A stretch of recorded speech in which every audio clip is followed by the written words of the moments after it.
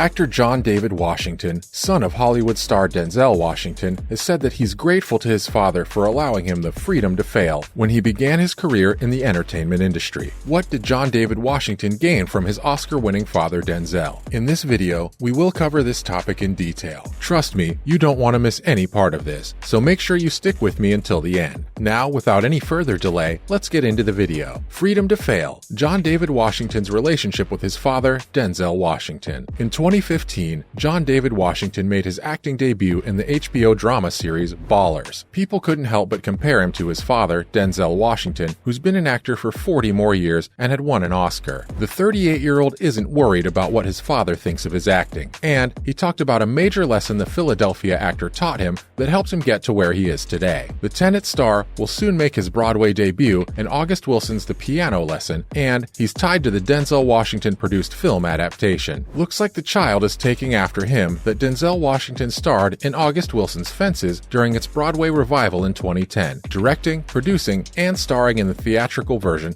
that launched 6 years later. According to individuals, John David Washington was asked if he felt uncomfortable with his father seeing him perform during an interview promoting the play, and he said, "Am I anxious when my dad looks at me on stage? I don't know yet. Maybe I don't even think about it since I'm thinking about my manager's notes. I don't know if I have time to be nervous about what he believes." It's a good sign that John David Washington would choose to care more about his director's ratings than any other about his father. While Denzel Washington stayed in the business for a few more decades, his boy needs to focus on his own career instead of thinking he's under the shadow of his popular dad. He just wishes people would see him as John David rather than being called Denzel's kid. Many actors like Michael Douglas, Colin Hanks, Ben Stiller, Kiefer Sutherland, etc. probably felt what he's been through trying to get away from it all, and they've actually established their own identity through their fine work. While John David Washington might not think too much about his father when he performs on stage, he still thinks about the strong suggestions given to him by his father that he brings with him into his craft. The freedom to fail, to discover, to grow in this failure. By being disagreeable, you'll find the best parts of yourself as an artist. The Golden World winner is the best at it. Although failure might not be a favorite experience in life, you'll feel better about your accomplishments when you surpass them. Before becoming an actor, John David Washington had a quick football career playing in the NFL, NFL Europe, and the United Football League. While acting was something the Malcolm and Marie star constantly wanted to pursue, it was difficult for him to pursue that dream, understanding that it would include being compared to his father. He even rebelled as a teenager by choosing an exercise that allowed him to hide behind a completely unrecognized helmet while playing. Once he accepted that Denzel Washington was the famous dad he is, John David Washington allowed himself to drop the contrast and do what he pleased.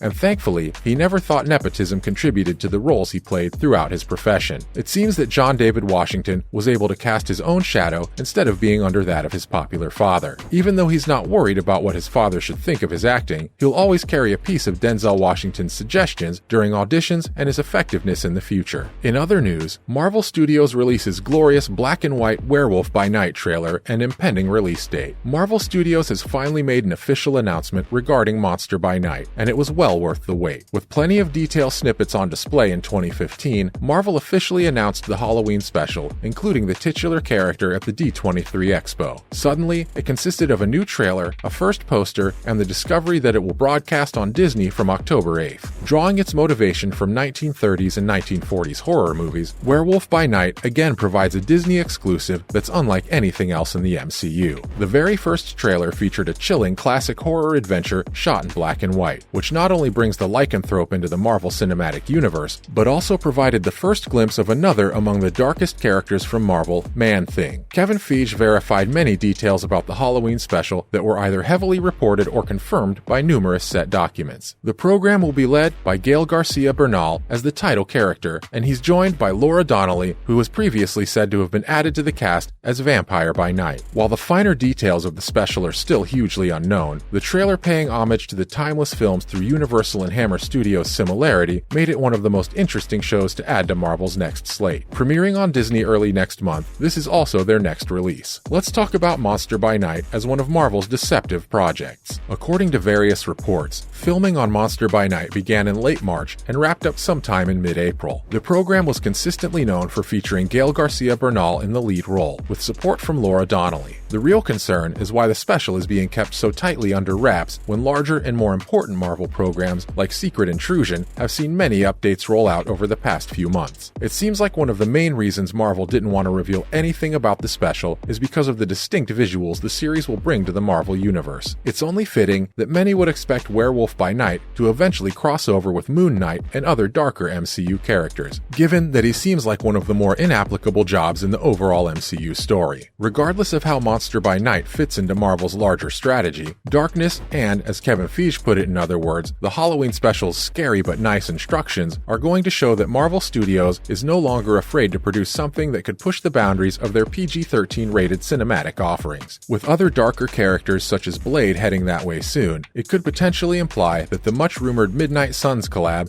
is on the cards somewhere further down the road. So, what next? How much do you know about Danny DeVito's Little Demon animated series called Evil by U.S. Congressman? The Little Satanic Force animated series has actually drawn the ire of a U.S. congressman who is now warning households against children being exposed to the program. Launching on FXX in August, Little Satanic Force features Danny DeVito as the voice of Satan, with his child Lucy DeVito voiced by his teenage daughter Chrissy. Aubrey Plaza is also introduced as Chrissy's mother, who tries to help her daughter live as typical a life as possible despite being the Antichrist. In his official Facebook page, U.S. Congressman Mike Johnson posted an issue about the series, which has since gone viral. In the post, Johnson said that the most disturbing part of the LSU game he loved was an ad for Little Devil that aired during a commercial break. Johnson went on to condemn recent interviews praising the show and warn other parents about the show's presence lest they see their own children introduced to the clearly mean show. Mike says Little Devil is obviously evil. Mike Johnson had a few more things to say about the circumstances in which his preliminary post went viral. The Louisiana congressman said his post must have sounded a cultural chord